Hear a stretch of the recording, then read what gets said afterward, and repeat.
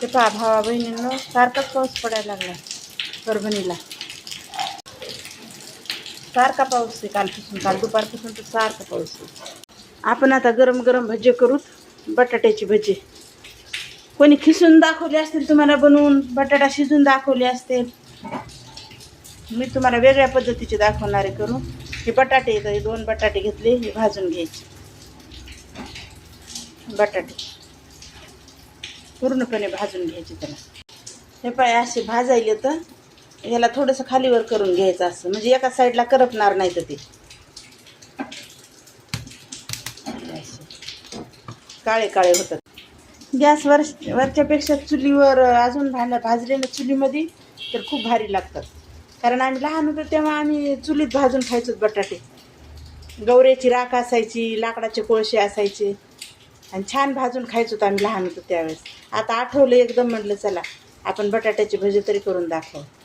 मग आपण तोपर्यंत काय करू, इकडं बेसन पीठ घेतलं आहे, हे लिंबू, याच्यात थोडासा खायचा सोडा टाकायचा, 1 चिमूटभर. थोडासा का ओवा टाकायचा, 1 चिमूटभर. हे बघा ओवा आणि मीठ टाकायचं.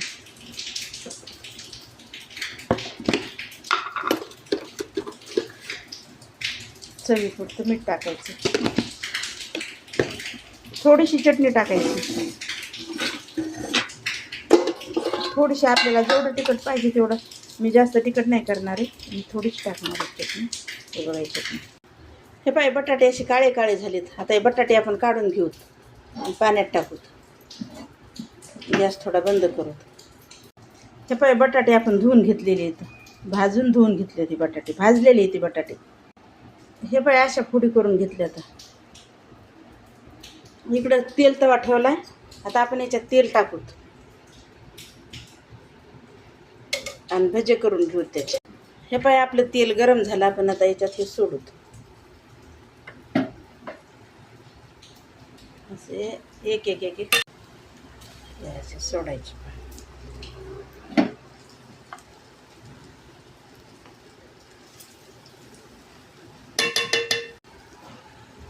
हे बघा आपले लाल लाल भजे तयार व्हायले मस्त. असे खरपूस लागते, तर कमी गॅसवर हे होऊ द्यायची. वेळ लागते थोडा, पण मग आणखीन टेस्ट छान येते त्याची. हे पाहे गरम गरम बटाट्याचे भजे कसे वाटले ते सांगा. बघा हे छान आहेत ना.